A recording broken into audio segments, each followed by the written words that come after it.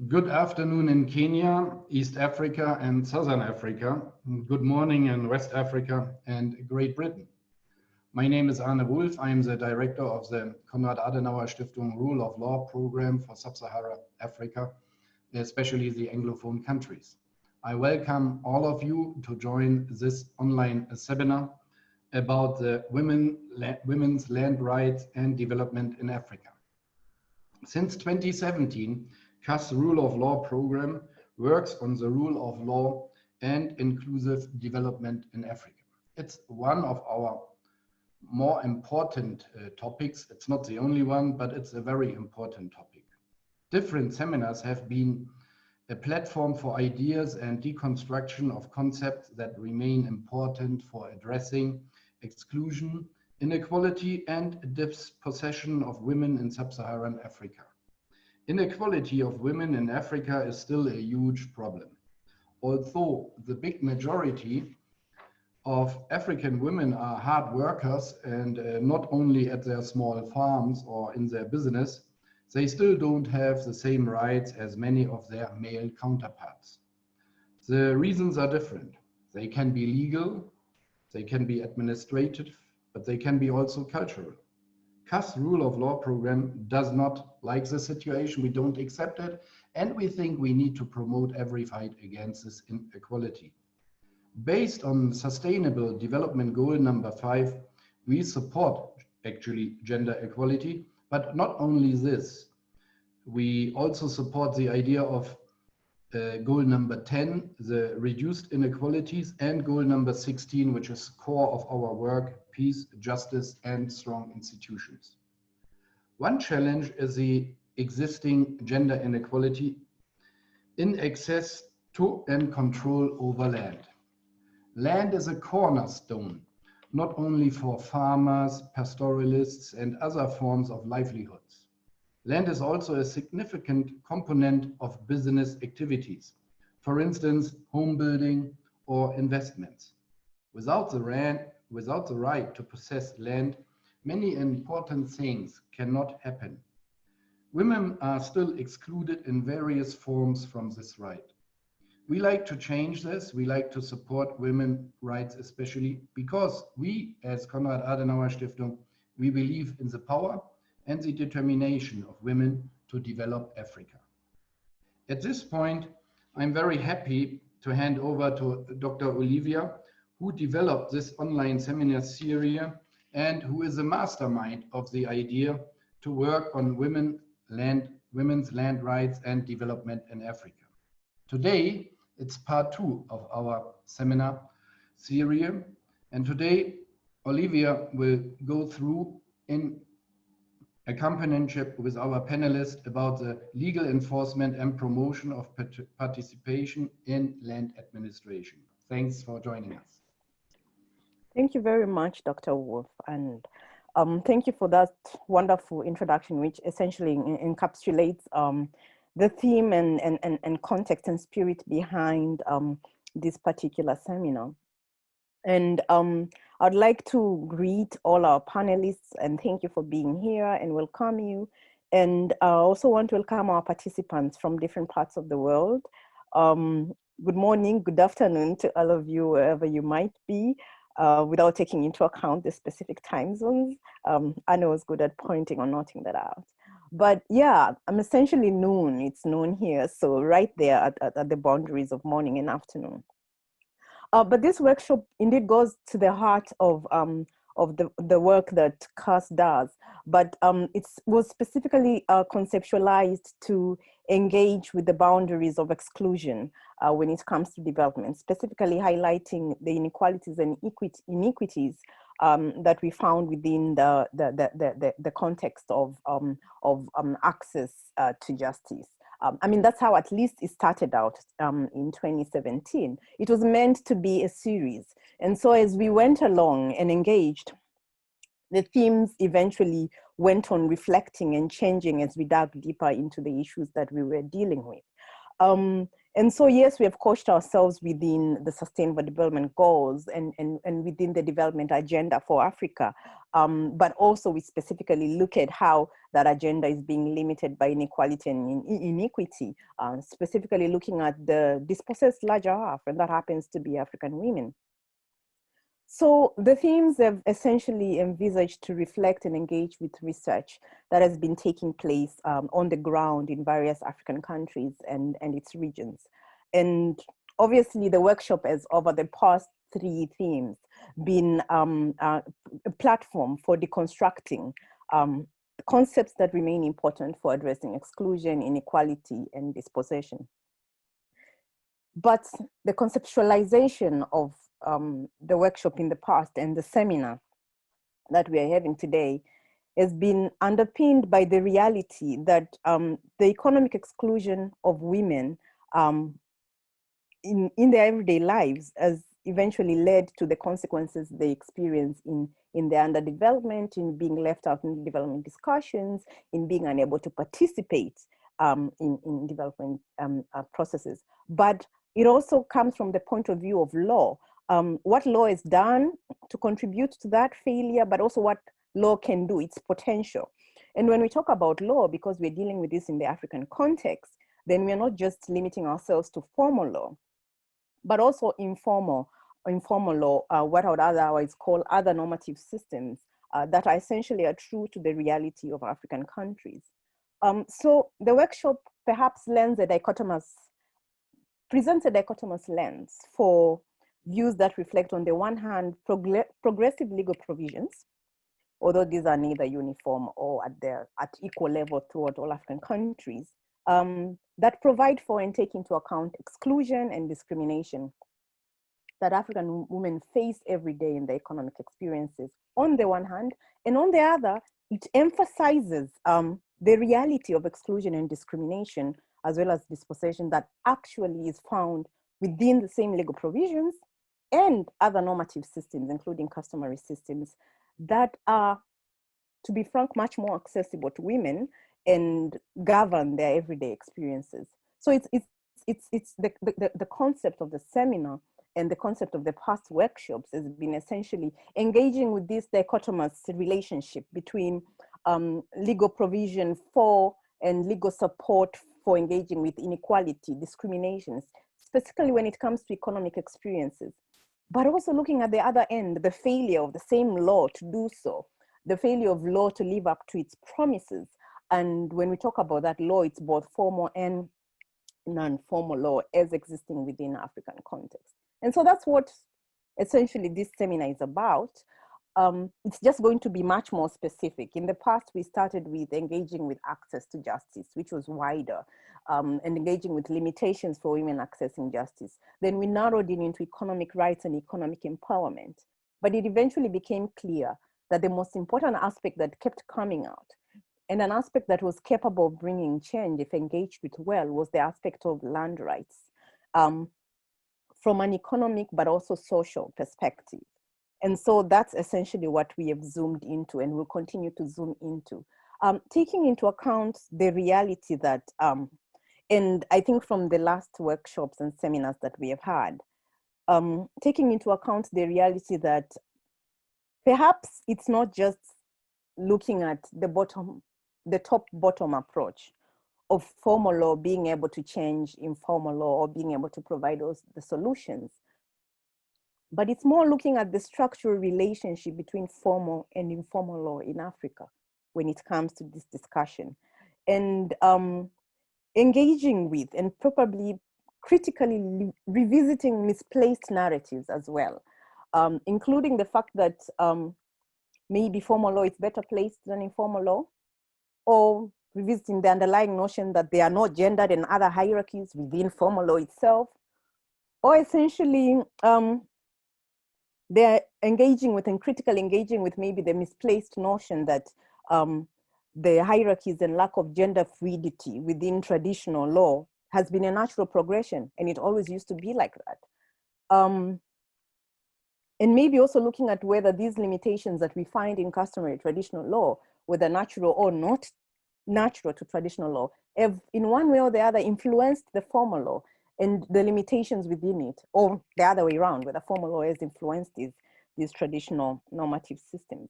And so essentially, with that in mind, I want to move on and introduce our chair for today.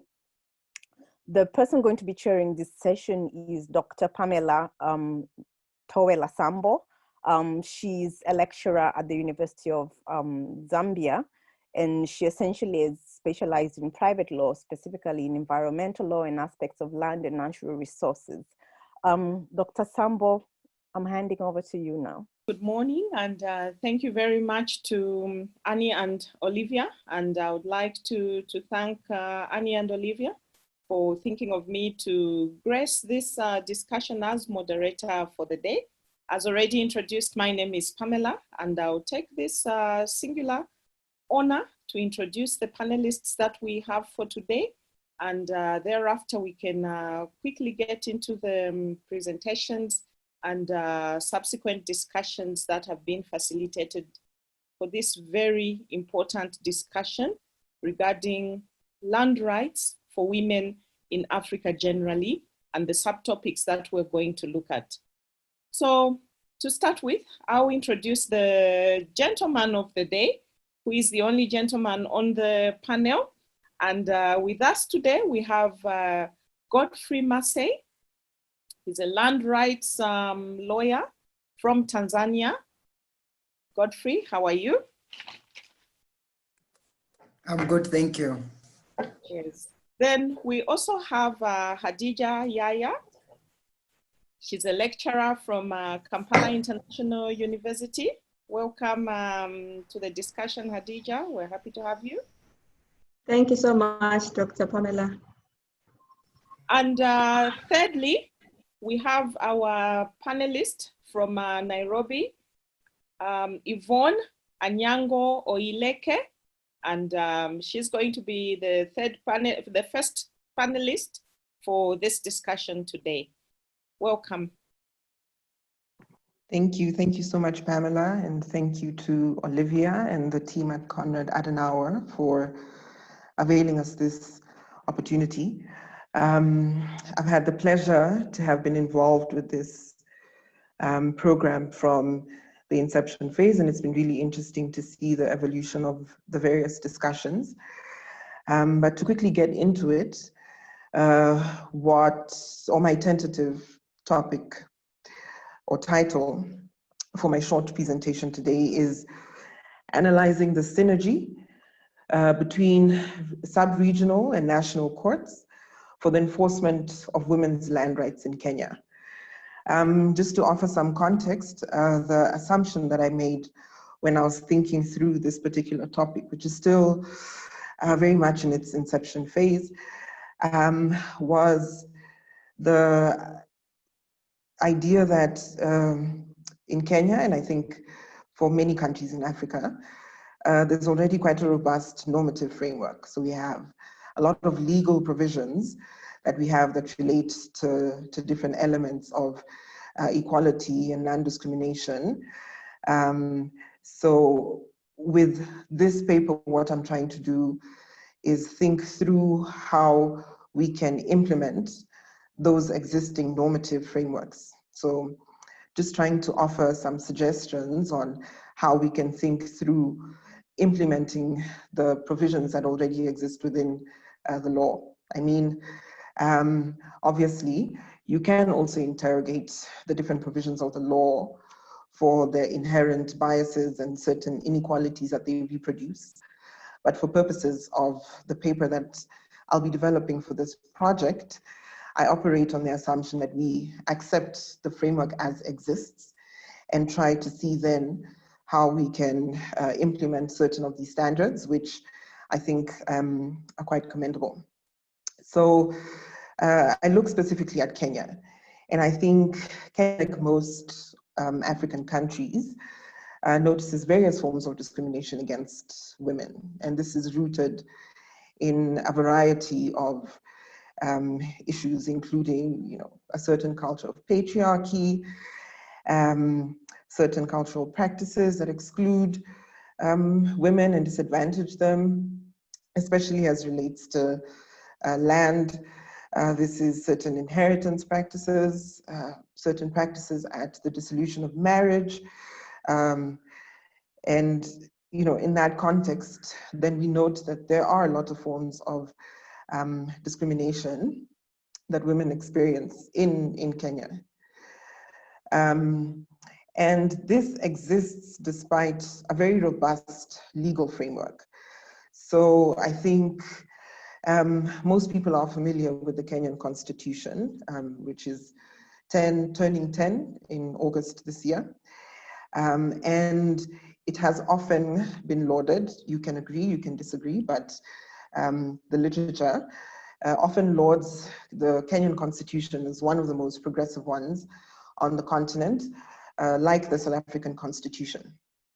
And this is especially relating to certain provisions in the Constitution, such as a very progressive Bill of Rights, which secures, amongst others, the right to equality and freedom from discrimination. So that's in Article 27, which is a very comprehensive clause that prohibits discrimination on the basis of, amongst other things, sex. If you consider Article 40, for example, which is protection of the right to property, although there's no specific mention, for example, of certain gendered nuances, it still secures the individual's right to property.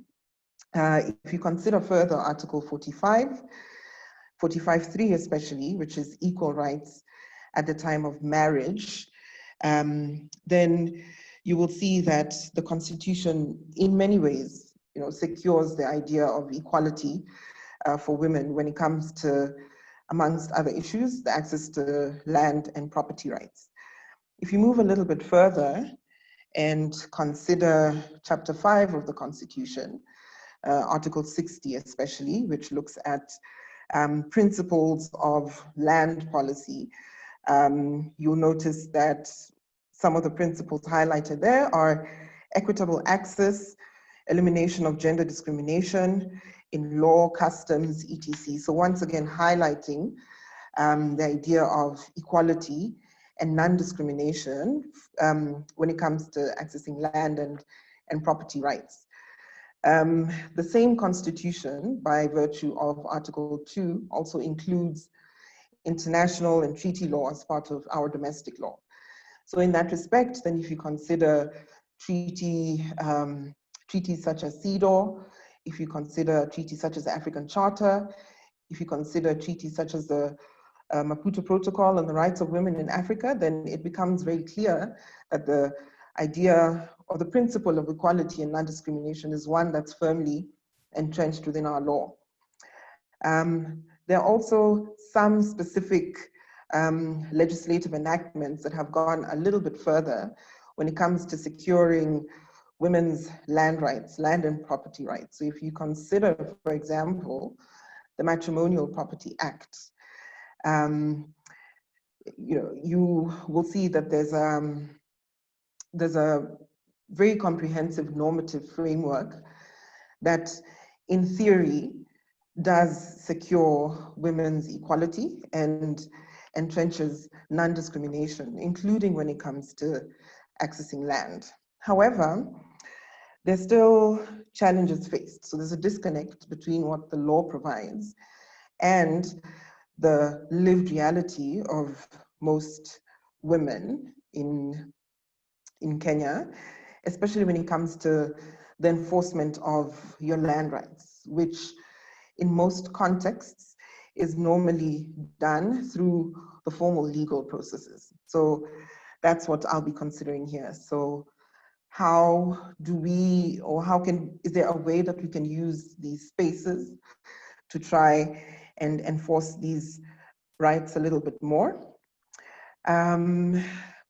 If you look at or as a series of cases that have come out of the Kenyan courts, especially as relates to the Matrimonial Property Act and women's rights to property, including land, especially upon a dissolution of marriage, you will notice a series of things. So for the sake of time, I won't go into the facts of the different cases, but once I develop the paper, then I would be able to share in a little bit more detail, or we can have a discussion about it during the Q&A.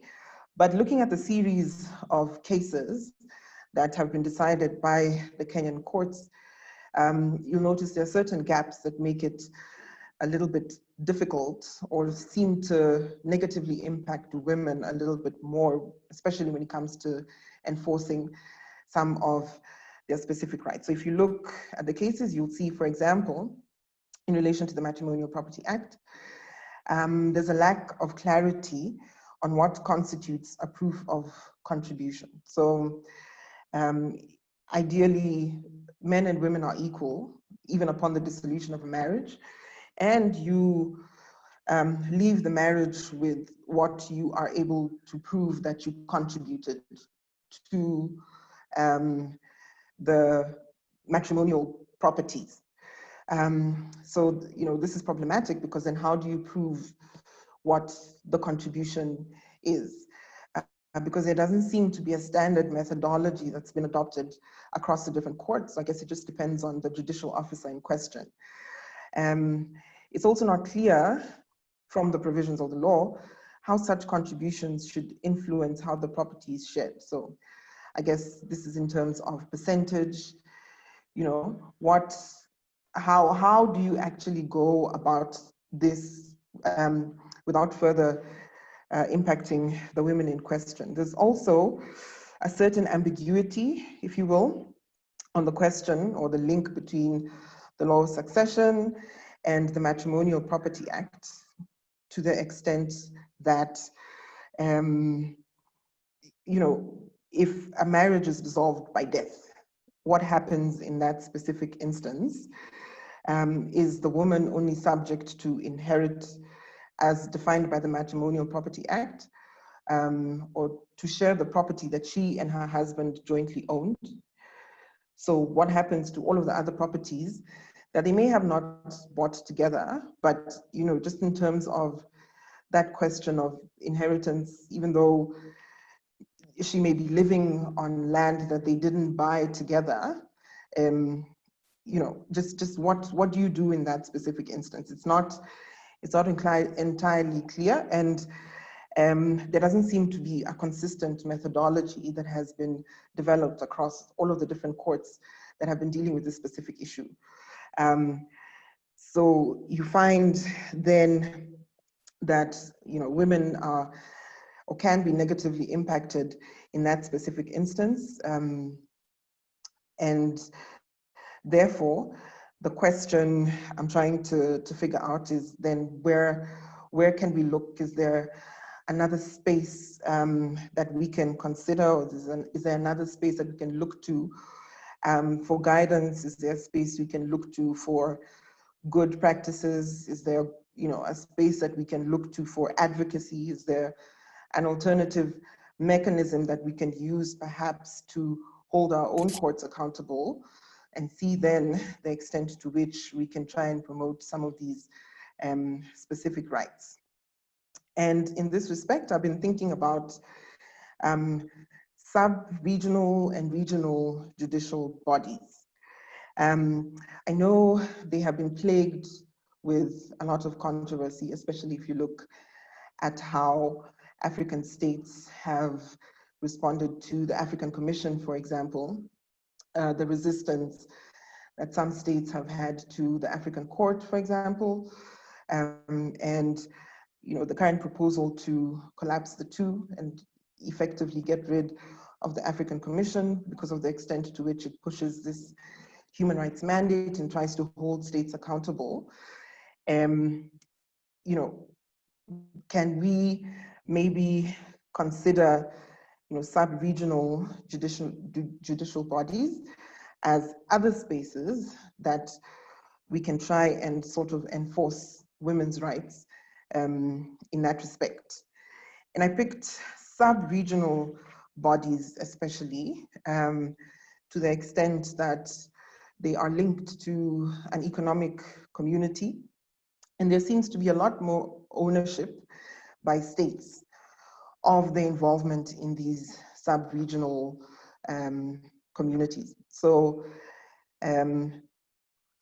what I'm trying to think through is then if we can use those spaces as a further buttressing measure or a further space that then we can try and bring, the law a little bit closer to women's lived reality.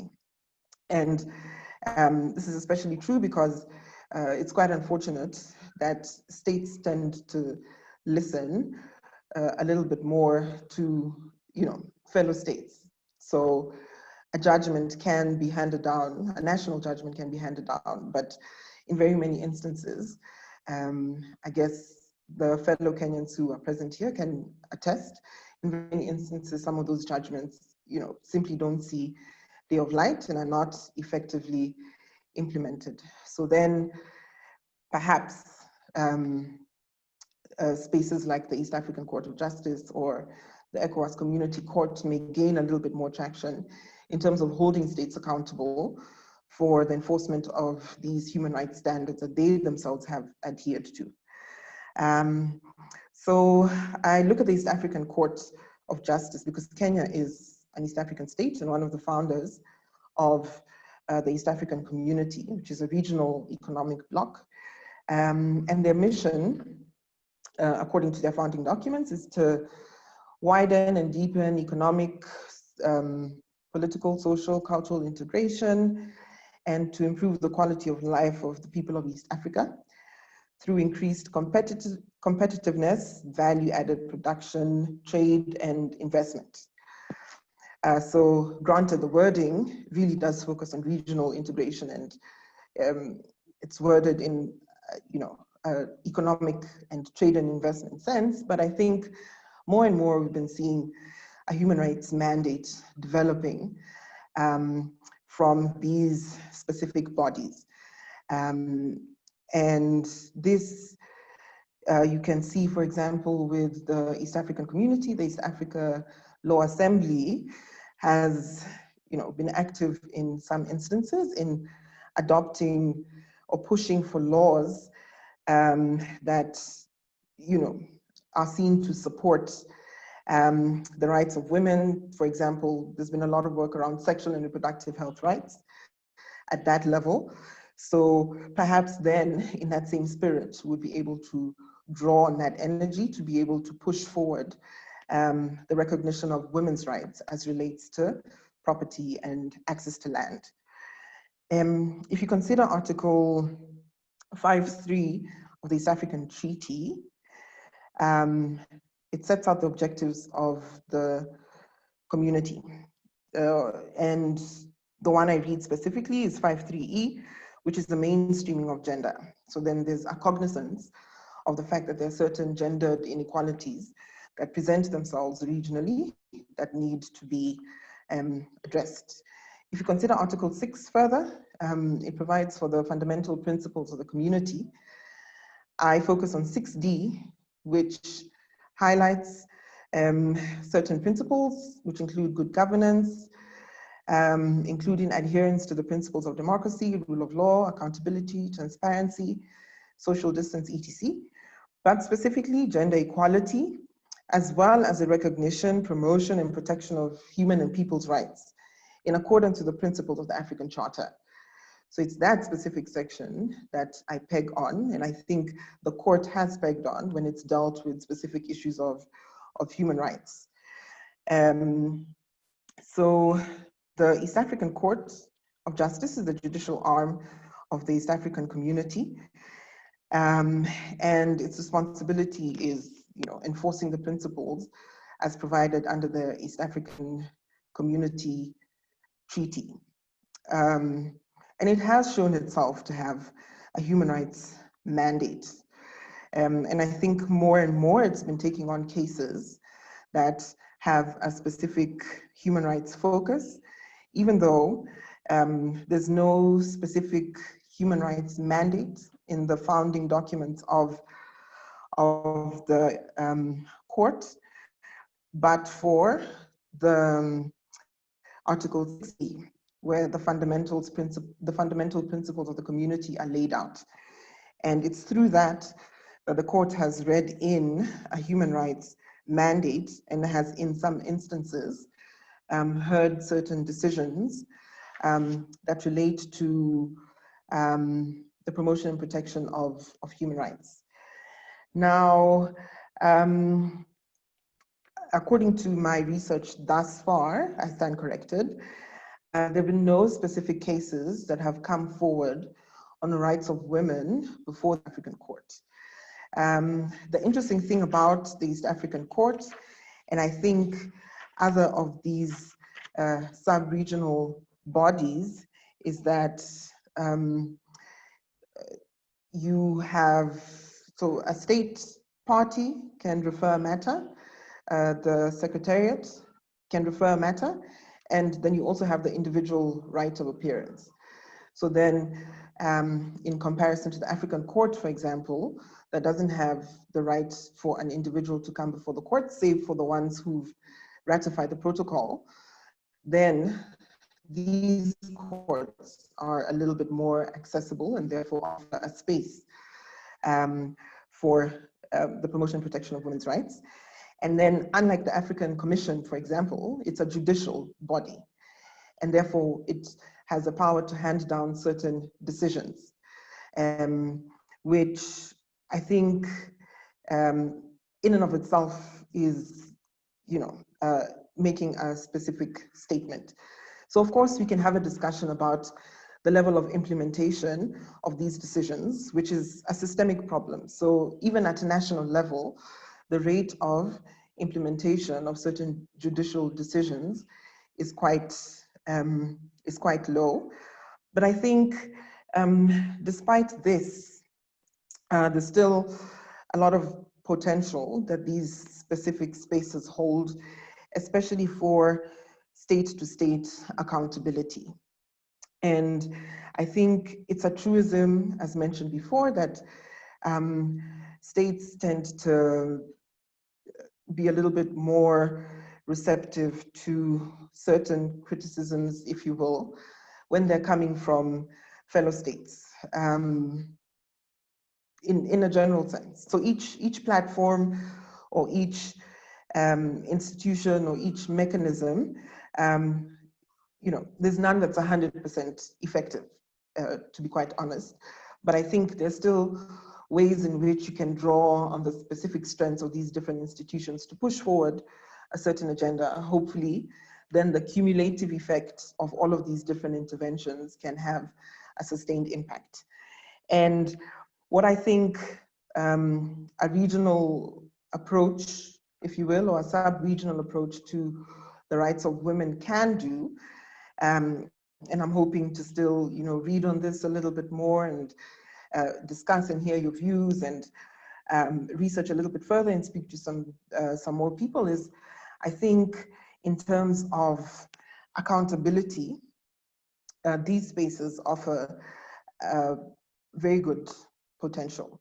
Accountability in the broad sense of the word. So I think even, the ability to offer an advisory opinion, for example, I think just articulating the challenge and illuminating it on a larger scale is one aspect towards accountability, which I think can be gained or have better traction at a regional level, if nothing else, for fear of being shamed amongst your peers, as it were.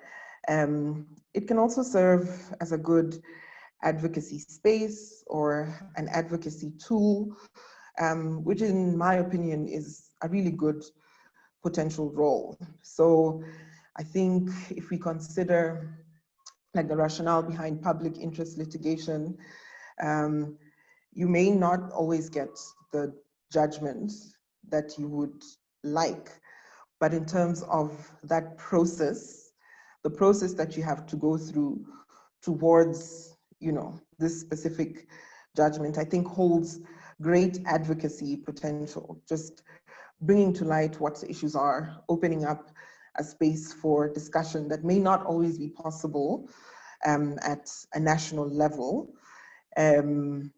I think, that aspect also holds a lot of potential for, the promotion and protection of women's land rights.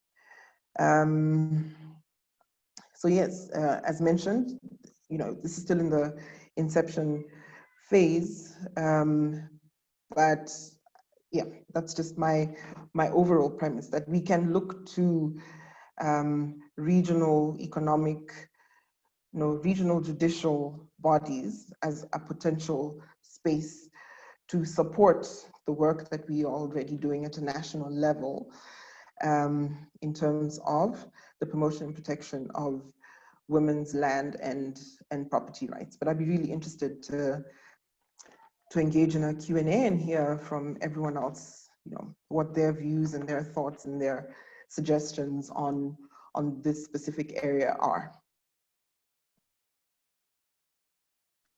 Thank you very much, Yvonne there. And quite interesting discussion. We're seeing how regional adjudicative bodies may come in to assist with the implementation of women's rights, particularly to ownership and administration of land. And quite some important feedback coming out there on the interplay between the national laws and regional or international law, as we may then call it. We'll have a very interesting time as we proceed to discussion later on. I can see important topics coming up already. People are excited and want to understand why we must rush to regional bodies when we've kind of ignored the local courts that we have in the national jurisdictions. It will be very interesting to get into a little more detail later on. I think for now, I'll have to move on to Hadija. She'll just explain to us her presentation in relation to land administration in the context of sustainable development prospects for women. Hadija, over to you. Thank you very much, Dr. Tawela. I'm very happy to be here. I want to thank CAS, Rule of Law Program, and the organizers for this. As already mentioned, I'm Hadija Yahya. I teach law at Kampala International University in Uganda, and I'm happy to be part of this always. Moving into the discussion, the focus of my discussion this afternoon would be on the role of women in as far as their participation is concerned when it comes to land administration. Picking it up from Yvonne's discussion and the previous webinar we had last week, we see that land rights are very important to both male and female, but even when those land rights are well explained in our legal systems, in our policies, as long as the stakeholders do not have the opportunity to partake in how these rights are enjoyed in form of user rights, in form of other transactions and many other components, then the objectives of the regulatory frameworks are not well achieved. So I'll look at that from the Ugandan perspective. Indeed, Uganda has been held for having very progressive laws and policies, and we do have institutions that are mandated under those regulatory frameworks to ensure that women are well represented in the different socio-economic ventures. So we also have a subscription to almost all the international and regional instruments when it comes to participation of women, involvement of women in economic and social activities. But in this discussion, we will focus on how the involvement of women in land administration has been announced by the. We do have a robust institution, the 1995 Constitution, which has undergone a lot of amendments. And when we look at Article 2, the Constitution is the supreme law of the land. So any other laws, whether unwritten or written, that are inconsistent with the Constitution are deemed null to the inconsistencies. So the situation is that land administration is governed by both the formal and the informal regulations. The formal being the statutory laws, which are written right from the Constitution to the Land Act, to the Registration of Titles Act, to the Divorce Act, and many other family laws.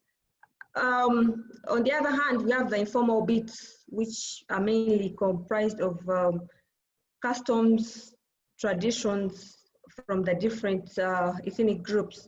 So this makes land administration rather a complex business to deal with, especially in a society that has very strong roots in the culture, in our customs and religion. So the law is quite progressive, as I earlier said, and as it is in many other countries of Africa. Equality and equity in respect to property ownership and management is well represented, at least to an extent that if this was put into practice, would be far ahead of where we are now. So starting with the Constitution, Articles 2, 21, Article 22, which talks about the supremacy of the Constitution. Then Article 21 prohibits all forms of discrimination. It also provides for property ownership under Article 26. And we also see that as far as marriage is concerned, using the idea of property ownership, women are equal to men before marriage, during marriage, and at dissolution. So the Constitution is quite clear that women are facilitated or ought to be facilitated to be at par with their male counterparts. We also see that the Constitution recognizes strongly the role of women in the socio-economic development. And Uganda, like many other countries, women dominate in the agricultural sector, especially for women still dominate in as far as production of food is concerned. And yes, we are almost at par in terms of the population, or slightly different. The last census that was carried out indicated that women are slightly more than men. So with the facilitation expressed in the Constitution, as well as the Land Act, the National Land Policy, the other tools that are available, we see that women's involvement in land administration is supposed to be a lot better than it is currently. So what is this land administration? We've done a lot about land rights, equality, equity. Land administration is already a complex system in as far as it involves a lot of processes. For example, acquisition, evaluation, valuation, taxation, transfers, mortgages. So all those are bits and parts of what informs the land administration country as it is. So what role do women play in all these transactions? As already mentioned, we have a very large population that is rural.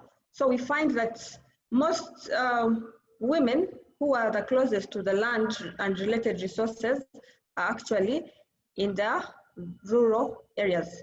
And little progress we have so far in the implementation of these legal mechanisms to ensure that land administration is attained by participation of women.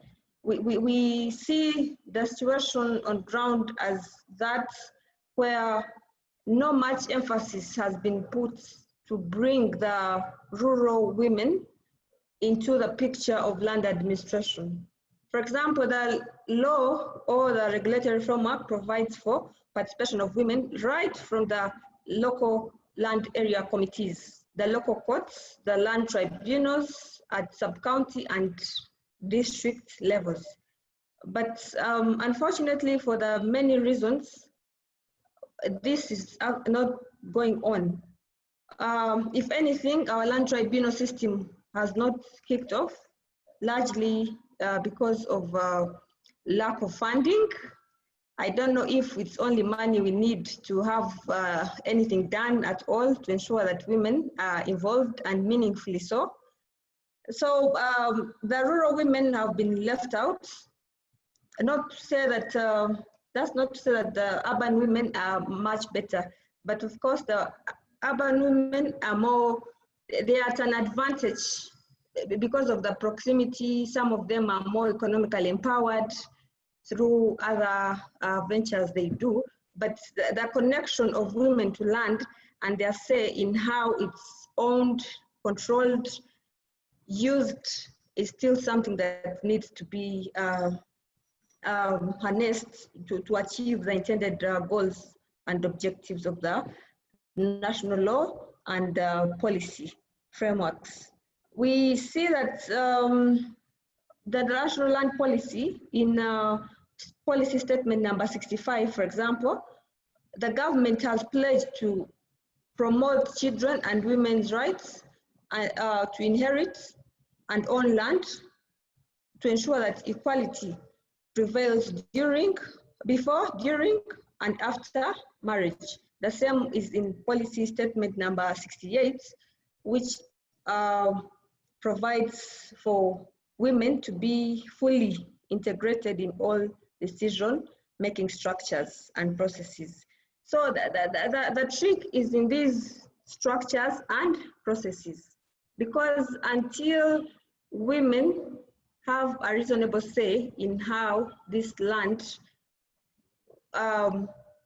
is owned, controlled, and passed over from one generation to another, we might still lament, we might continue to lament the challenges of our today's Uganda.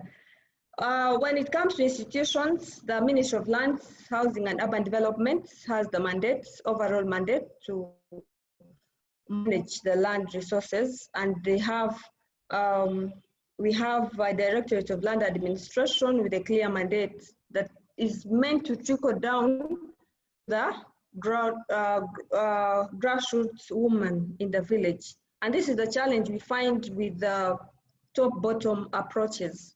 We got a lot of challenges that have further widened the gap between men and women.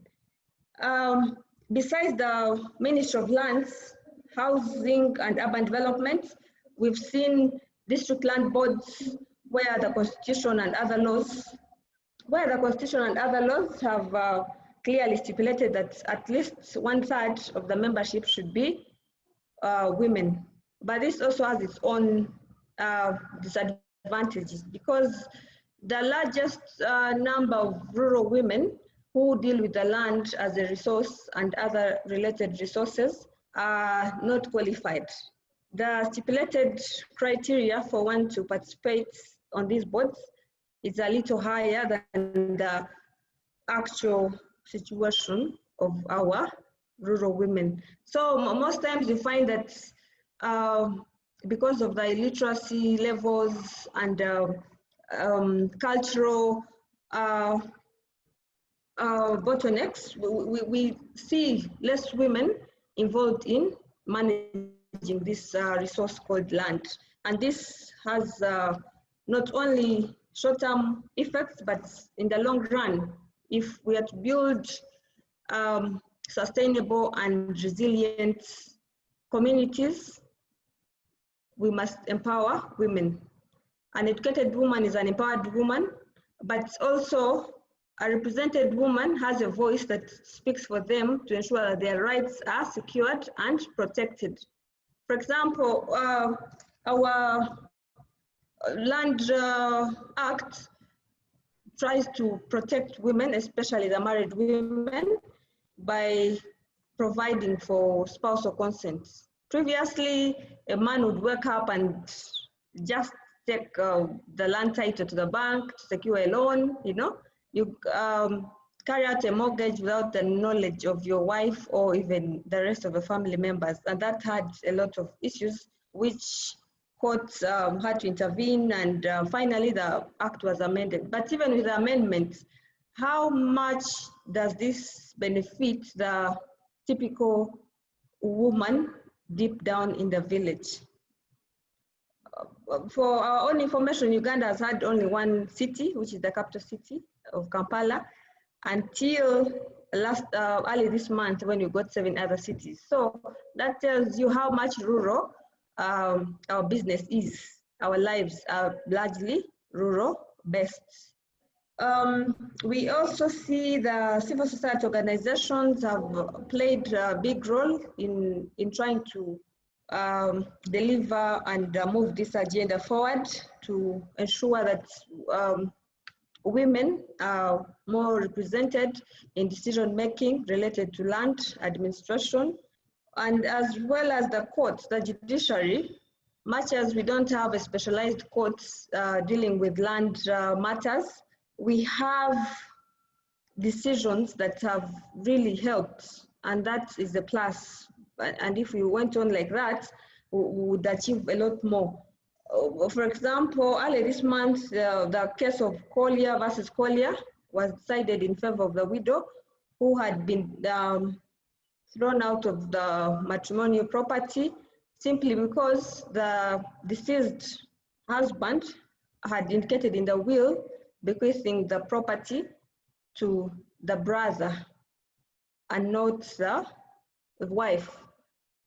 So, and this is very much entrenched in the Buganda culture. They are from central Uganda, and because female species, if I'm allowed to use the word, the female gender has not been seen as qualifying to be an heir, for example. So they always want to, even when they die tested, they want to bequeath the properties. The real property rights are given to the male children or the brothers, or so it's a very patrilineal kind of arrangement, which has left women with less opportunity to involve meaningfully in administering this land from where they derive sustenance and livelihoods for the families.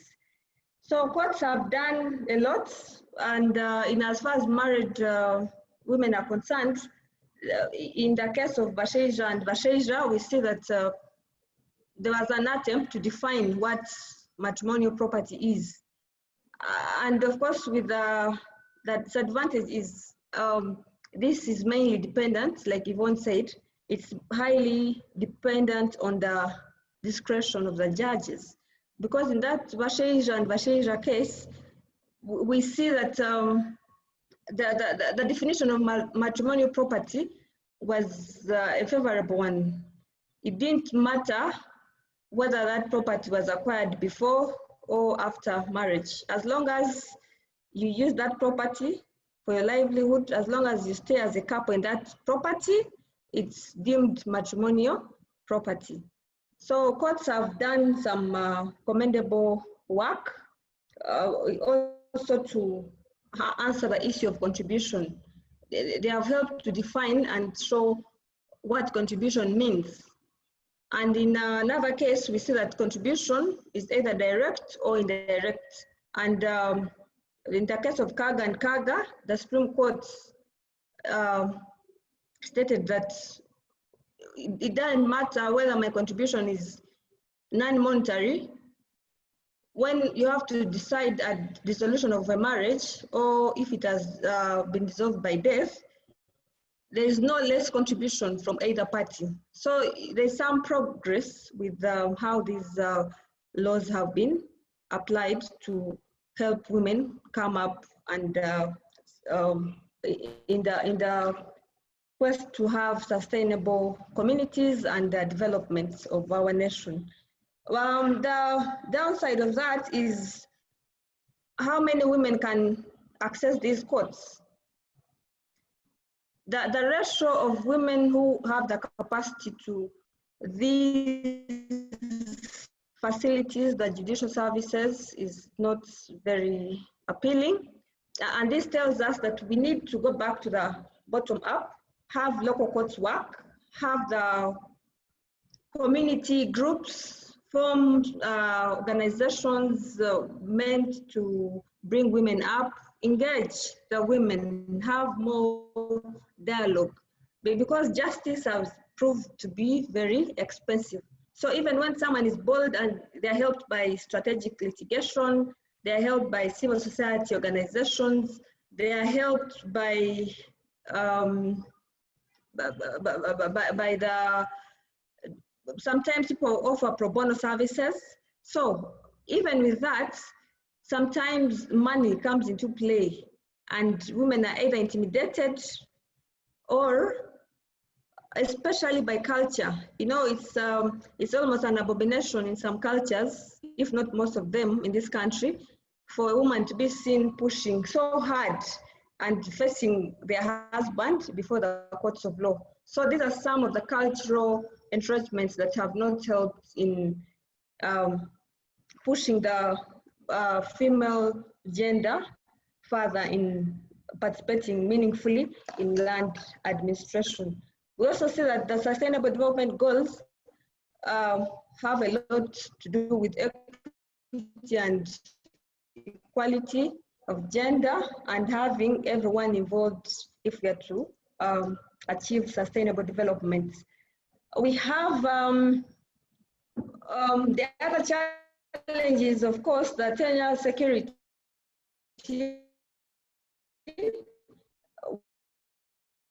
which largely depends on the relationships, is that considering most of us being owning land under customary law, we can only participate in land administration depending on our culture.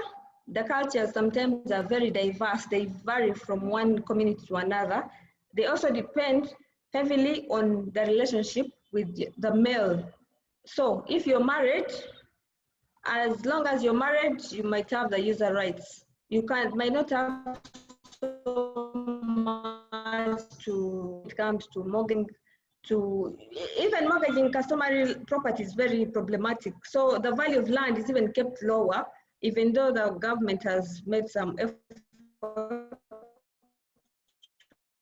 to see that customary landowners are registered and given land use, though this is still in the infancy stages and needs to be embraced by many communities. So we see that the legal pluralism in this matter has its pros and cons.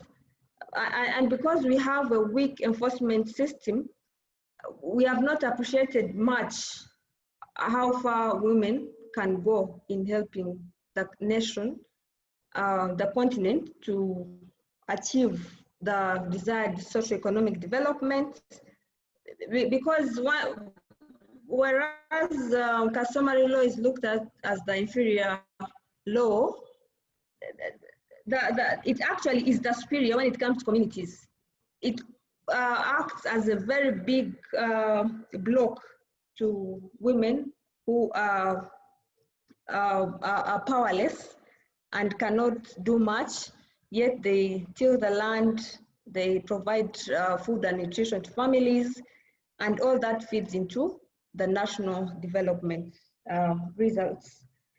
The other challenge we see is that the family laws themselves are not properly articulated.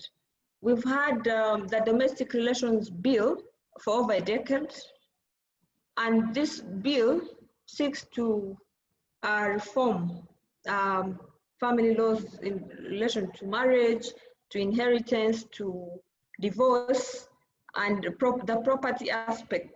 So every time it's in Parliament, something comes up from the cultural groups or from the religious spaces and so on. So that has not progressed. And if we are to achieve what is just in the constitution of this country, I think the obtaining family laws are in themselves a big barrier to meaningful participation of women in land administration. We've seen some countries like Ghana, they came up with programs, land administration project, for example, which established a structure to ensure that women and other vulnerable population are secured in terms of land ownership, control, and management. We also see Tanzania requiring a fair balance when it comes to the appointment on the National Land Advisory Council.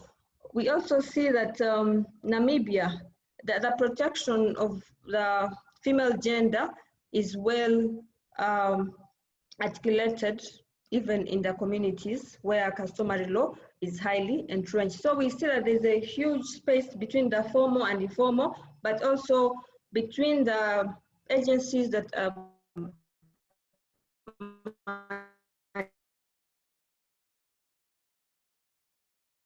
mandated to do actual meaningful dialogue is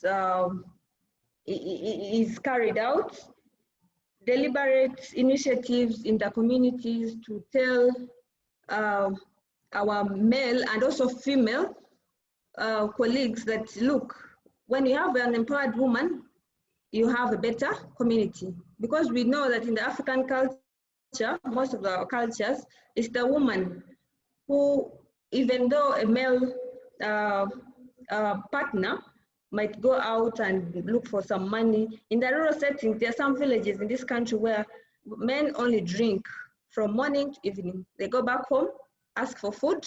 The woman has been tilling the land. They have to fetch water from miles away. They have to take care of the children at home. So the contribution of women is very immense. It's something that does not even need to be overemphasized.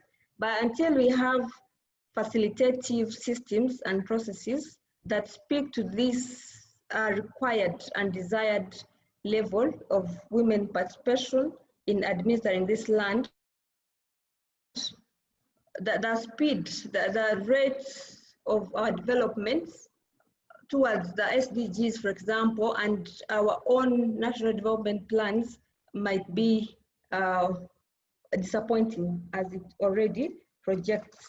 So we just like Yvonne, this is a paper that will eventually be published, hopefully at some point.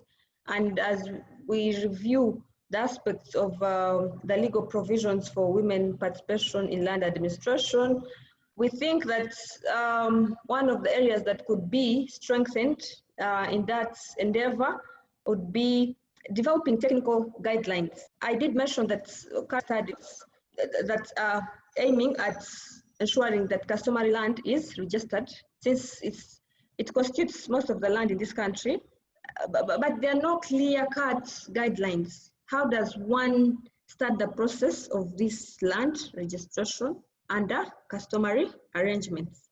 So the appointment of recorders, for example, to help with our villages, the sub-counties, and also district level, are also not very clear on what they should do and at what pace. Because if a woman who has to toil for survival has to put away 14 days to 4 months chasing just a land title of less than 2 acres of land, then they are better off not chasing that deal. It's not a good deal for them. So we think that with clear-cut guidelines, technical guidelines, which are interpreted in ways that are clear to the various stakeholders who are mainly female and male, because we need the male to understand that this is something doable and for the betterment of our society. So until we have such guidelines, this opportunity of having land registered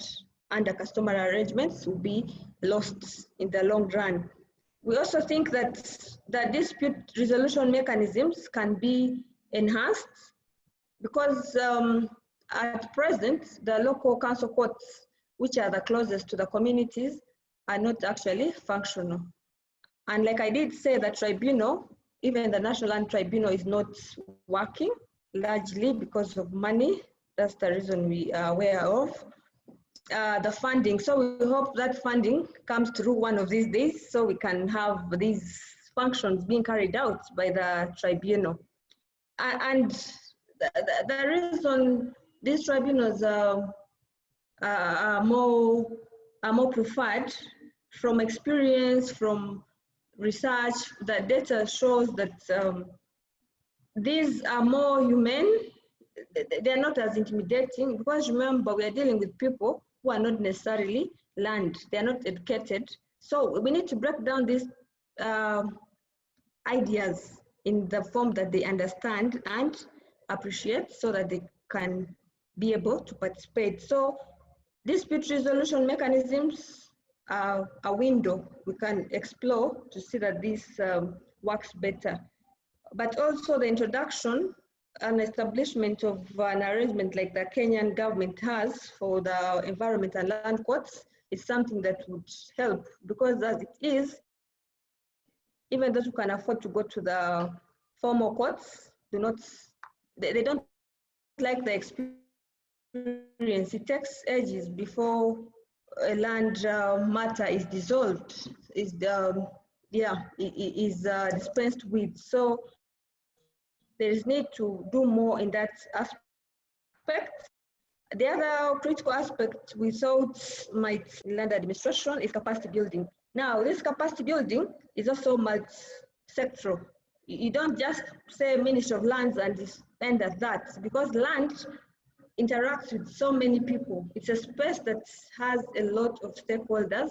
So there's need for this included in the different plans and programs that are aimed at driving the law enforcers, the courts, judicial officers, of course, the women leaders, and any other person that would help in having this agenda driven further.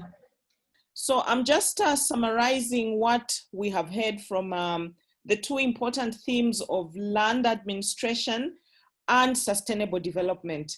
As we know, sustainable development is permeating through different themes from the legal perspective, economic perspective, and the social transactions that we have.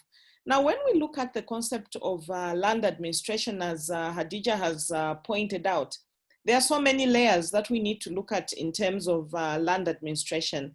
We'll start with the legislation, we'll start with the informal mechanisms, land titling, mortgaging, and all the other matters that fall within the ambit of administration. Now, to what extent are women incorporated in that administration process? Because that inputs and affects how sustainable development is achieved in relation to the all-important natural resource of land. So we'll get into a question and answer session after the third and final presenter, Godfrey, who's going to take the angle of gender mainstreaming in Tanzania. Geoffrey, over to you now. Thank you so much, Madam Chair. And thank you, the organizers, for inviting me to share my experience on gender mainstreaming. Basically, what I'll be speaking is participation of women in the land administration from the lens of the law, like what is happening, what is in the law, and what is happening in the ground, what is the practice.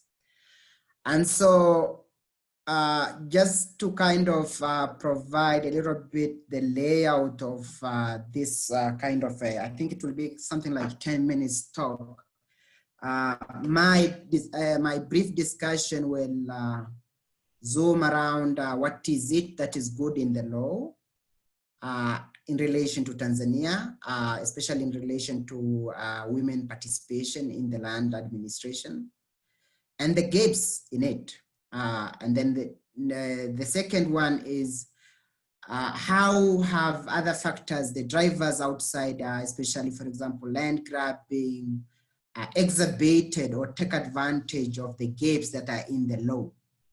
And what are the emerging innovations within the law that have been influenced by some of the, the changes in the legal framework, especially at the international and the regional level. What are these innovations that have shaped the law in the ground, but also change the practices that have improved and ultimately improved the participation of women in the land governance? And in relation to SDGs, my talk is more around SDG 5, and particularly indicator 5A2, which is seeking the percentage of countries in the world that have stronger the legal system that guarantees women access to land as well as ownership to land. And so with this particular indicator, there is a proxy that recently was developed by FAO. FAO is the custodian agency for indicator 5A1. Proxy F is particularly looking at the extent to which the legal framework in the country, the extent to which the legal framework has provided the specific percentage of women participation, as well as the quota of women participation in such administration. So that is, in short, the framing of my talk. Now, to start with, what is it that is good in the legal framework in Tanzania?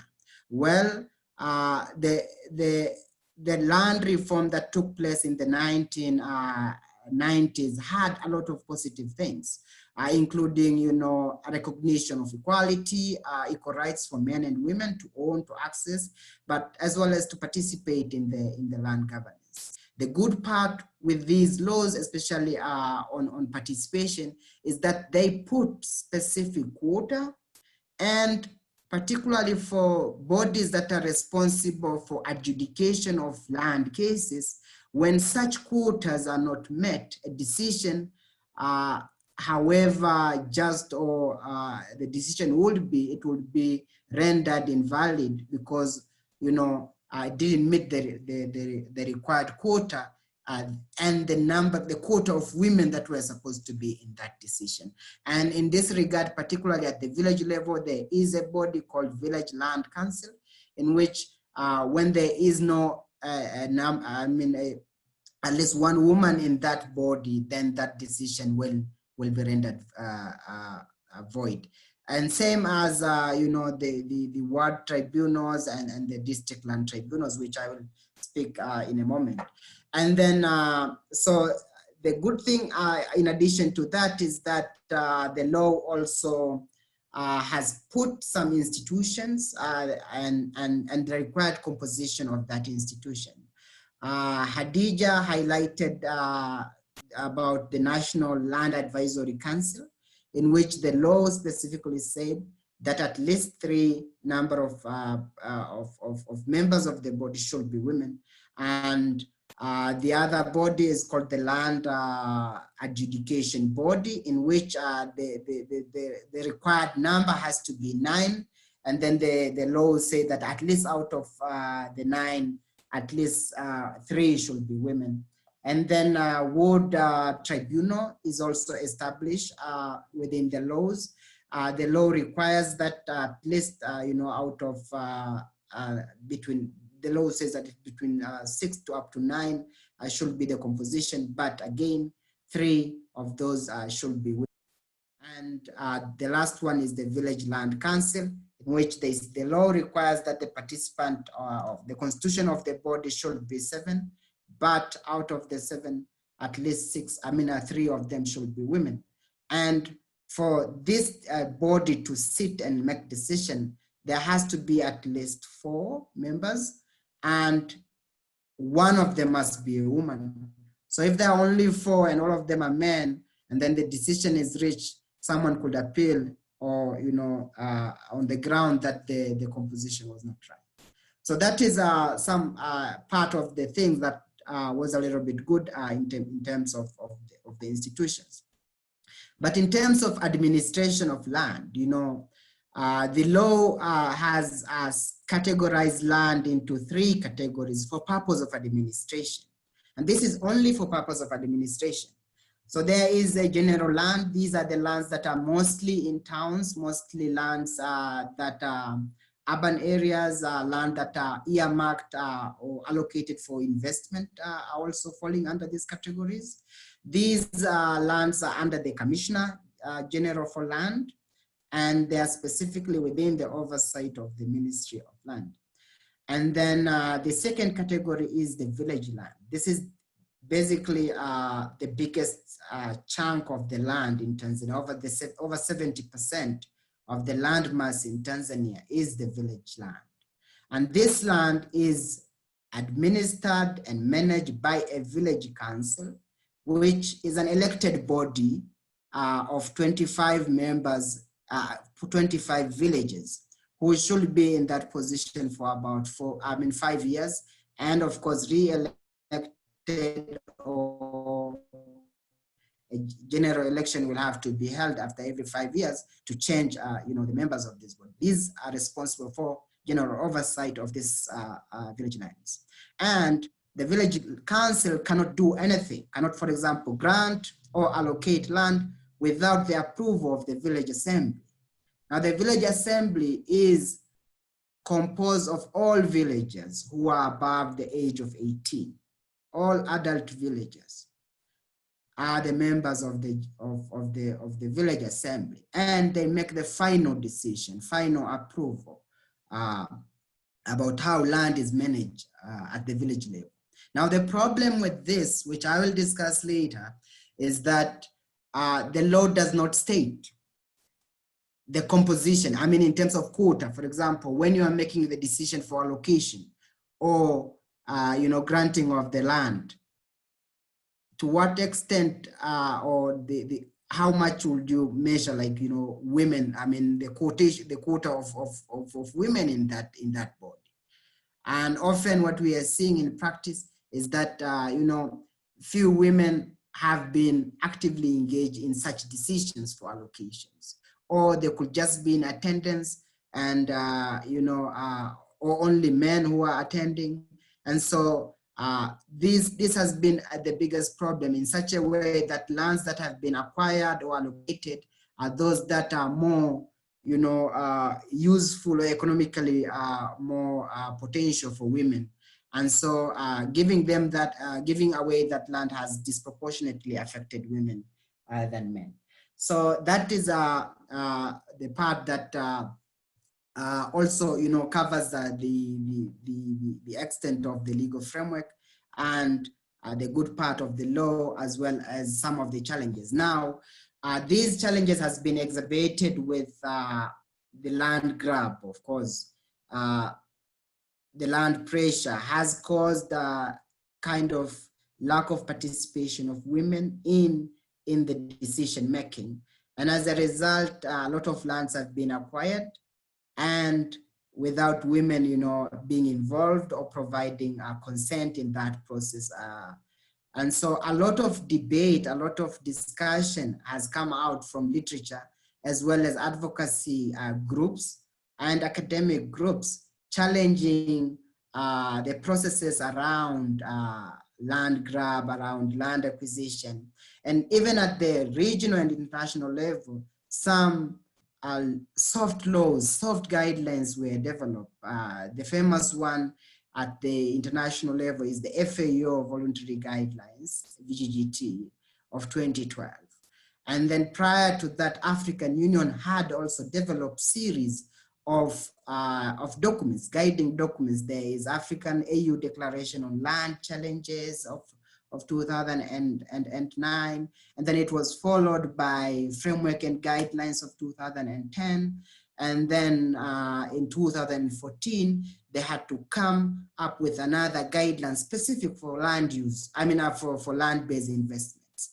Now, these bodies of regional and international soft laws that are addressing emerging challenges in the land were also used by, at the country levels, by civil society organizations, by pressure groups, and even by academic, to make the case, for changes in the laws, for innovations that can help challenge the mainstream, challenge the processes of land governance, especially at the village level.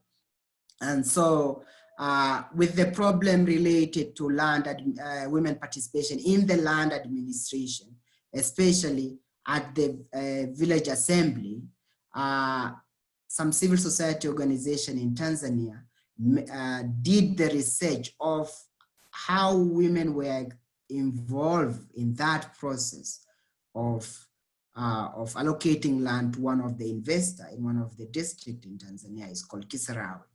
And so as a result of that, they noticed that there was a lot of, some of the challenges that women faced.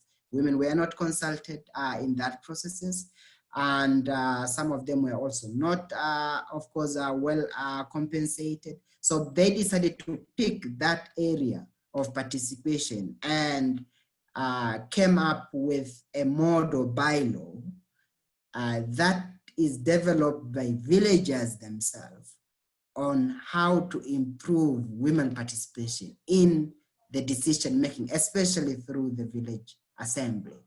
And so this bylaw, when it was developed, it improved a lot of land governance at the village level, because it required women to be consulted first, even before the meetings of the village assembly were to be conducted. Some separate sessions for women have to be done. And during the village assembly, a specific time has to be allocated for women to air their views and share their perspective before the decision is reached. And so that is one of the innovation that has arisen out of these best practices that were emerging from the regional and at the international level. But these innovations were not just at, especially at the Africa level, we had also seen, for example, women, Kilimanjaro Initiative, which was kind of a women movement, all across Africa, with their demand of charter of demands of the issues that they wanted. So all these kind of created a strong momentum within the civil society sector, which then built the social movement at the village level, now influencing the normative system that are at the village level. Of course, complementing the already existing legal framework at the country level. And so that is one case, kind of an innovation that I'm sharing for purpose of this presentation. But then the other similar innovation that arose was mainly through legal literacy. Now this one is also coming from civil society organization, training community and villagers about their land rights, about how to negotiate their rights, how to negotiate land compensation, how to make sure that they make informed decision on overall management of the land. And so they created what they call land right monitors. Other organizations are calling them paralegals. Others are like land rights champions.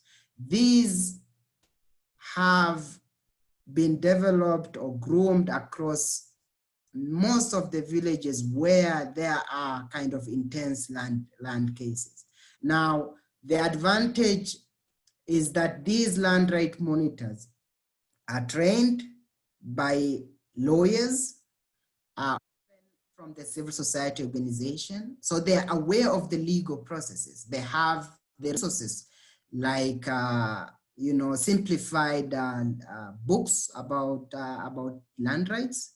And so they can mobilize the rest of the villagers. And then the rest of the villagers can then, make their case through the village assembly.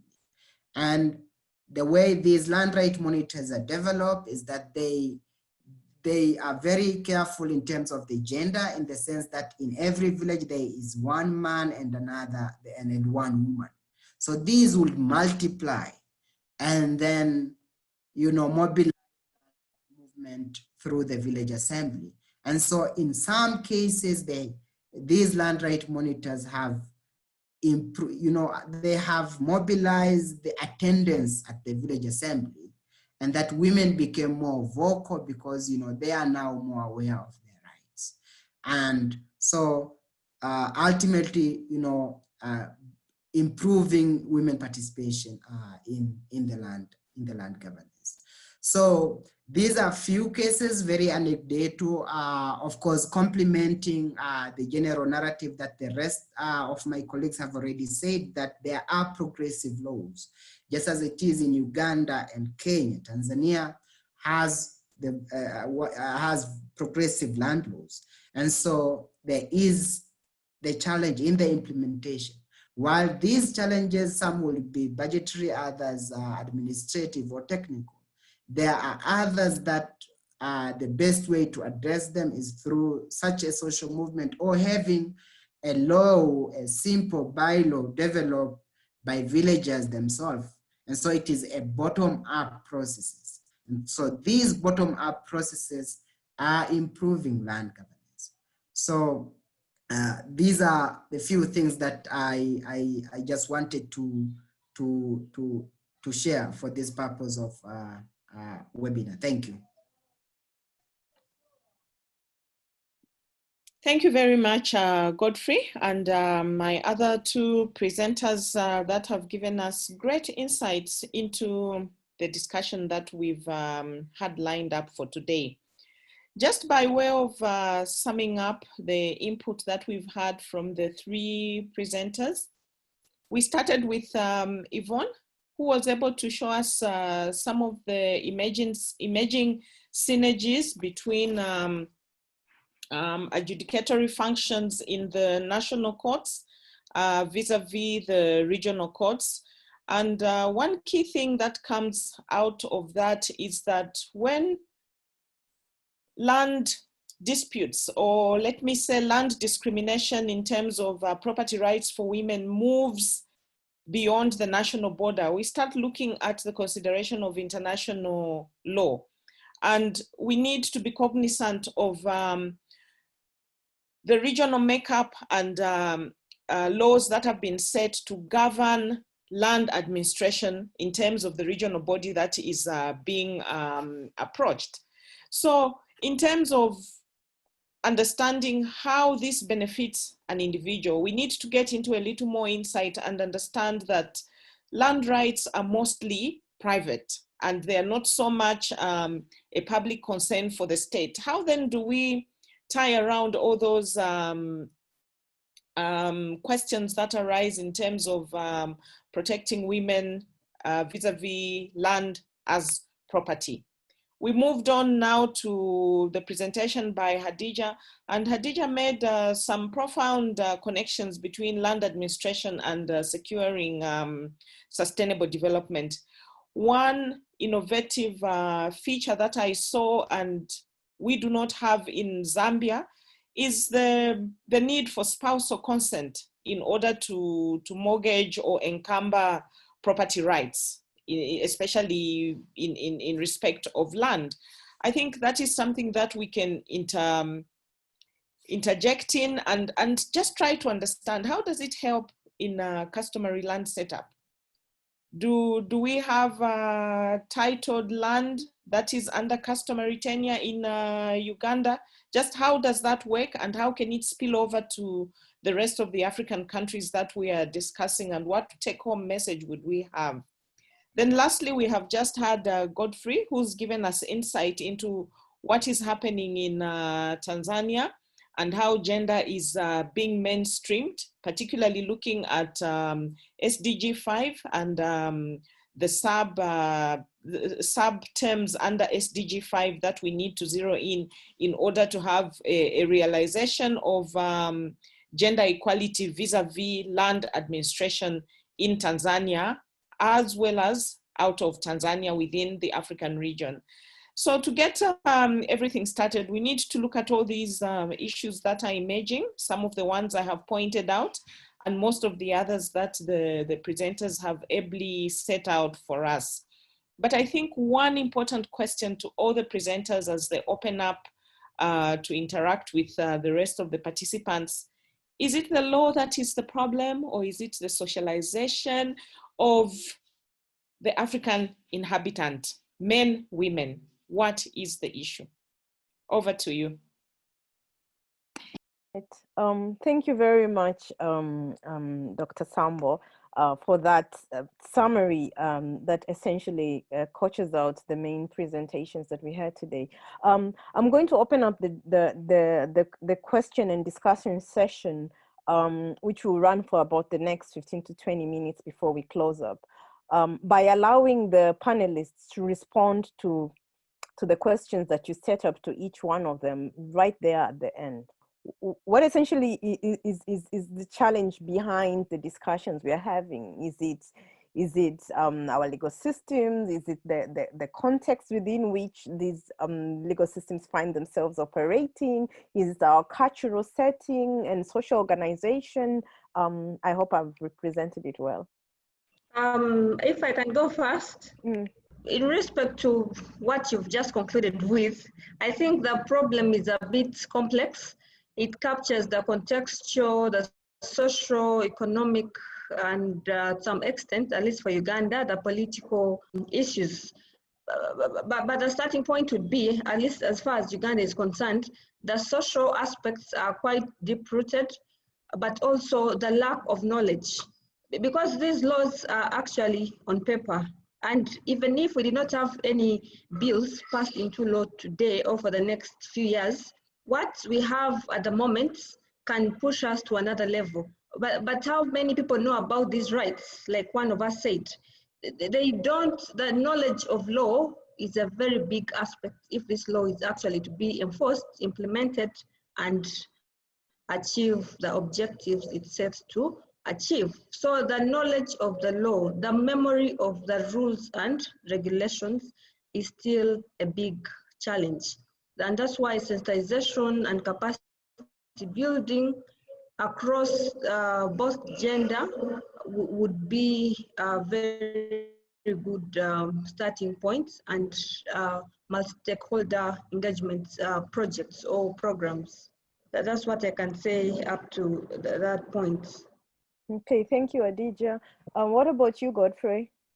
Yes, I would agree. I think it is both. I see that we see the problem in the law, and I think there are some of the literatures, especially some of the writings by Professor Willie Alden, that has highlighted that the law is to blame. But also there are also problems with the society itself, the lack of awareness, the stronger cultural practices that the communities have that embrace patriarchy. And so land is within the purview of men, and it's not something that should involve or be about women. And so in that case, this requires, culture and traditions are always dynamic, they do change, are not static, and requires a lot of sensitization and training for these to change.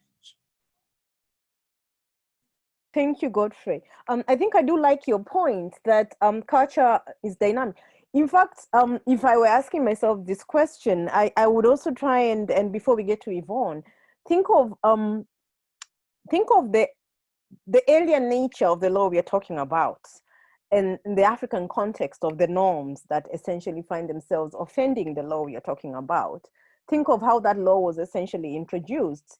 Think of the dichotomy that exists between the reality on the ground, where you have customary norms that might be patriarchal, but essentially an extension of cultural existence of these communities vis-a-vis alien legal systems that might have non-discrimination provisions within them, but do not manage to engage with the society we are talking about. So even as we engage with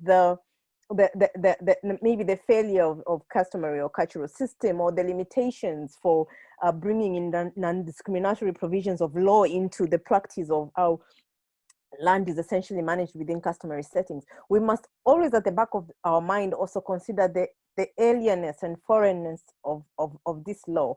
And I also think it's also important to, as Godfrey pointed out at the end, that customary law is more dynamic than formal law. It has the potential to change better and even maybe quicker than formal law, because it's about who is essentially the gatekeeper for customary norms, and are they ready to engage with change. So I think it has that potential. It's about timing. It's about who you engage with within a customary setting. And so we shouldn't forget that we can't over-criticize customary law. It has the potential to learn, but the non-discriminatory provisions in formal law have to be able to engage with that customary law. We have to be able to bring it to the bottom and engage with these communities. And there are also instances where our customary systems have been stagnated by this same formal law that was introduced. And so when we look at how it was introduced, how it redefined power relations, we also realize that customary law has survived in a very broken manner as it is today. And maybe that's not necessarily how it always used to be. And we have to find a way to re-engage with it and bring it to the context where it does not disadvantage the women who are very happy living and being cultural subjects without being discriminated by it. Yvonne, do you think the issue is customary law or traditional norms? Do you think the issue is the legal system and limitations in how the law gets to engage with people on the ground or does not take them into account? What is the limitation, the challenge behind the discussion we're having? I think, like the rest of the panelists, I agree that there's no one, you can't pinpoint the problem to one specific institution or one specific mechanism. I think they all work together in a certain way to disadvantage women.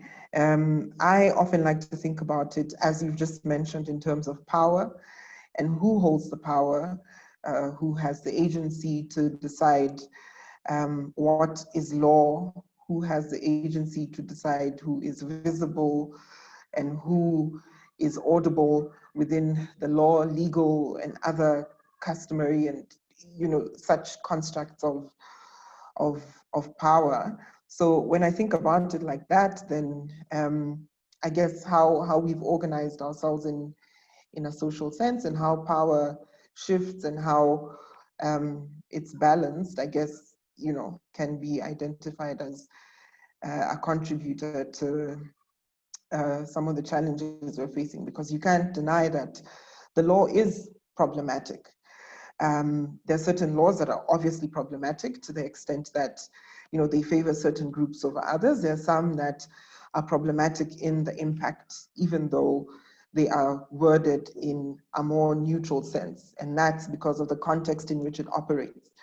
So it seems to be like a cycle, because law in many ways responds to certain social problems. Also, an engineer of how people interact in a social sense. So the two tend to have an impact on each other. And as you've mentioned, it is something that culture, in a general sense, is not static. It's something that changes and responds to the existing context. So just like my colleagues have said, it's not as simple as saying, law is a problem. Law has a part to contribute in the challenges that are faced, but it also has a part to play in offering some sort of solution, not the entire solution, because it can't be everything to everyone for every problem. But then culture also has a part to play. We can't romanticize African culture and be blind to the various in which it does discriminate against women. But we also can't be blind to the potential that it has for offering some sort of relief for women, depending then how we engage with the different custodians of the culture, as you've mentioned, Olivia, just to highlight the fluidity of how we know what we know and how we interact with each other.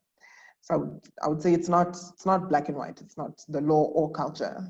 They influence each other collectively, depending on how power is organized in a society. Thank you very much, Yvonne, for that. So that takes me to the one of the questions here, which is from Cynthia Orenge. And she's asking, because the issue of capacity building has kept coming up, the issue of legal awareness and raising awareness within this community has kept coming up throughout the chat. And most of the people have been arguing that on one hand, you have these amazing systems that provide for non-discriminatory provisions, but even if women within these cultural settings wanted to rely on them, they are not aware of them, or they are financially limited in engaging with them. And but that is just one aspect. The other aspect is that they might not even be comfortable dealing with them at all. And so Cynthia asks a question: how do we prioritize capacity building in sensitizing women on their right to land through ownership and or use? Whose role is it to create such a platforms for capacity building? I'll start with Khadija again, and we'll move the way we did. Again, I think the role of all of us, both men and women, but the leaders, those in charge, those with the power to influence what ought to be done and how it ought to be done, have got a bigger role. So, and that's why we need women representation at different levels, from the village levels, the sub-county levels, districts, and national level. Because if they're not represented, and meaningfully so, the influence, the impact, the chance that these policies or projects that take place on land will have anything to do with their views, their approvals, kind of their appreciation of what is happening, will still be having a very huge. I'm going to move the question to Geoffrey while you reorganize yourself. Right, thank you. The role, you know, of course, it's the role of the parliament to develop the law, but certainly the role of the government to make sure that that law is implemented by all of us to come together. Khadija, we have moved on to Geoffrey. We'll get back to you. Sorry, we had lost you. Yeah, it is the role of the government to make sure that the law is implemented by putting in place the necessary the budgetary resources, as well as the institution, and of course it is the role of the government to make sure that the entire community is aware of that particular piece of law. However, in practice is that often the government will certainly do not have the capacity and the resources to do so. And so that now becomes the role of everyone, like, you know, the civil society organization, the community itself, even, you know, the donor communities should also take part in supporting the efforts that make sure that there is that knowledge, the literacy programs on land rights. I mean, how to prioritize? I mean, that is quite a difficult question, you know, like, how would you tell this area is more important for this particular training than the other? But programmatically, and this is mostly from the civil society organization, the area that I have worked for over 10 years now, we normally pick the areas based on the emerging issues or the possibilities of any threat of their land rights that you can envision it coming in either maybe 5 or 10 years to come. So that's where then you bring the knowledge. As for example, in the area, if there is a new corridor that the government has just established, and you know that that corridor, for example, agricultural corridor, will start maybe in 2 or 3 years, then you channel your program in those areas to make sure that the community in that area is well aware of their rights, so that when that project is there, then they are better positioned to negotiate for their claims. And then the other factor is mostly where there is a problem, you know, the hotspot regions where there are conflicts. Then you go there as a way of mitigating that conflict to make sure that people are aware of their rights. I will bring that from a narrow perspective of my practice as someone who has worked from the civil society organization. Again, very hard question to respond to. Otherwise, every community is entitled, and there is no, the favored community that should be prioritized. All right, thank you very much, Godfrey. Yvonne, perhaps your 2 cents. I hope my internet will behave. Yes. But I think, like Khadija and Godfrey, it's a collective responsibility. I don't think, although in a human rights context, strictly speaking, the state bears the ultimate responsibility when it comes to the realization of certain human rights commitments. So therefore, there are certain commitments that ultimately do fall within the purview of the state to realize. But as has been mentioned by Godfrey, this is not always a reality. And in that instance, then we have a collective responsibility. And I think I was following in the chats, and it was Peter who said that you do something little every day in the spaces that you can influence. So I think in that respect, sometimes we're always waiting for a spectacular gesture to be able to effect women's rights in a grand and, big way. But in the way that he's mentioned, I think each and every one of us are influential in our own spaces. As a lecturer sitting in your classroom, I think that's your sphere of influence. And in that context, then you are able to share the knowledge that you can in that respect on these different rights. So I think that's all I'm going to add to what has already been mentioned. I think there's a collective responsibility, and even though within a human rights context, the buck ultimately falls on the state, I think we all have a certain part that we need to play within our spheres of influence. Yvonne, somebody had asked a question specifically related to first of all, spousal consent. I think Adija had presented on spousal consent, but also within the Kenyan context, there's a question related to the deletion of spousal consent from the Land Act of 2012. I had not realized that section had been deleted, so I'm just realizing that now. This one says, isn't that a way of locking women out of land administration? Why did elected women in parliament allow this? But I want to contrast the spousal consent within that particular section in the Land Act in Kenya, which I thought was amazing, vis-a-vis that one in Uganda that Adija just discussed. And so Yvonne, can you take us on that one? What do you have to say about the deletion of spousal consent from the Land Act of 2012? Wasn't it a way of locking women out of land administration again? This is by Rachel Shanyuma. I think, politics, perhaps there were some negotiations behind, the scenes that were probably not privy to. I think in the same way, a lot of other issues regarding women and women's rights have been conveniently deleted from, certain discussions. Perhaps that may have happened in this specific instance.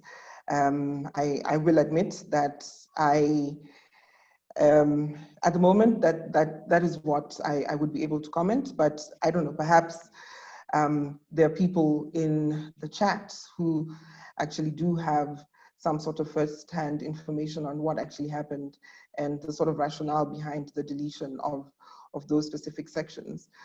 But from the outside looking in, it would seem then that it was, a move specifically to try and limit women's agency once again.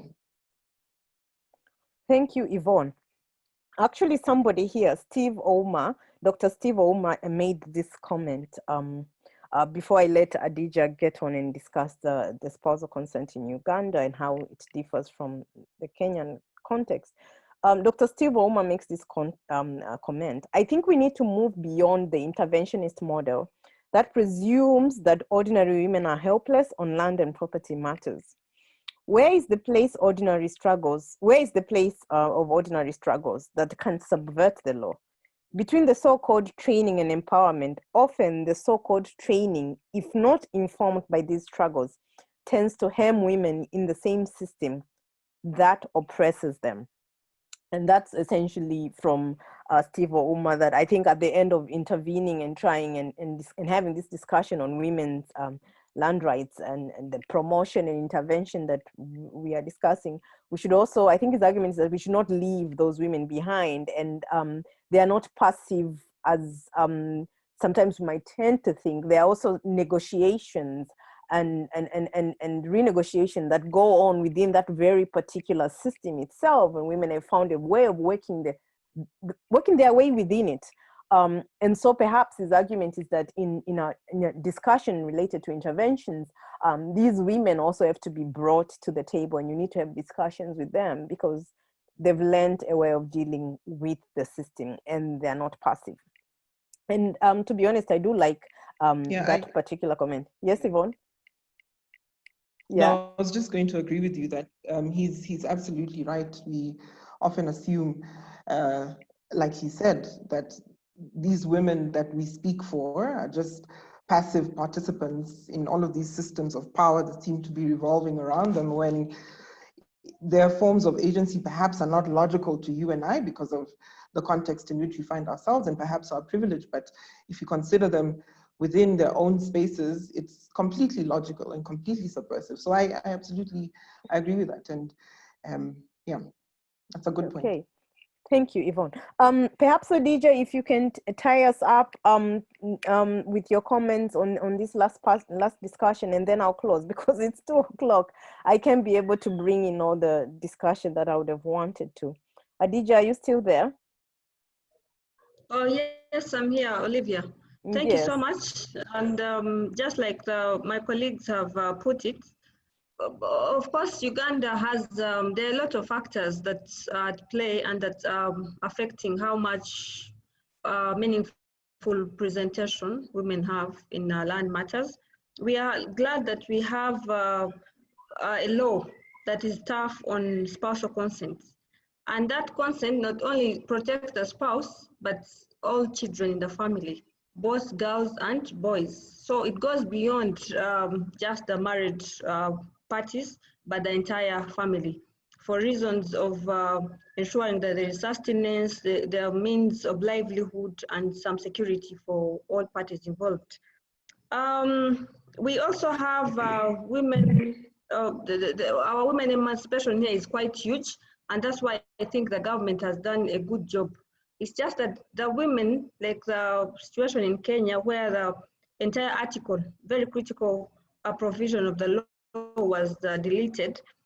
In Uganda, we have very good representation in our parliaments by women, but just like it happened in Kenya, the challenge we have, even as we lament about the gaps between men and women, or girls and boys, the women who got represent the grassroots person who is a female and a male are more self-centered. So I think there's also need to change the mentality, the culture, having a bigger picture beyond self when you go to parliament to represent people. Because if I look at the female reps we have in parliament today, I don't think some of these issues should still exist. So much as we are crying for this, when you get into these positions, when you have an opportunity to have a say, let's look at the bigger picture of the community than ourselves and our little families. So that's also a challenge to all the women in positions of power.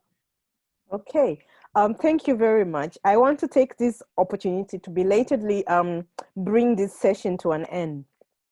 I want to first of all thank our amazing panelists, Yvonne Anyangoyeke, Godfrey Marseille, and Adija Yaya. Thank you so much for being with us and sharing your expertise. I want to take this opportunity to also thank our amazing chair, Dr. Pamela Torella Sambo, for being with us and leading this session valiantly. I also want to thank Dr. Anna Wolf, the director of the Rule of Law Program for Sub-Saharan Africa for Konrad Adenauer Foundation. Thank you for being with us today and gracing us. To our participants, I thank you all I thank all of you immensely. We could not have done this without you. Thank you for your questions, discussions, comments. I tried to answer all of you and respond to all of you. If I did not get to you, my apologies, but we have a final session coming up on the 3rd of August, where we are going to be tying up this discussion and the comments that were outstanding and questions, and charting a way forward from this, the where to and what then. Discussion is going to be in that session. It's going to be mostly a reflection. And so you're welcome to join us again. But thank you for being here. And I wish you an amazing afternoon or evening, depending on which part of the world you happen to be. Thank you and bye-bye. Bye.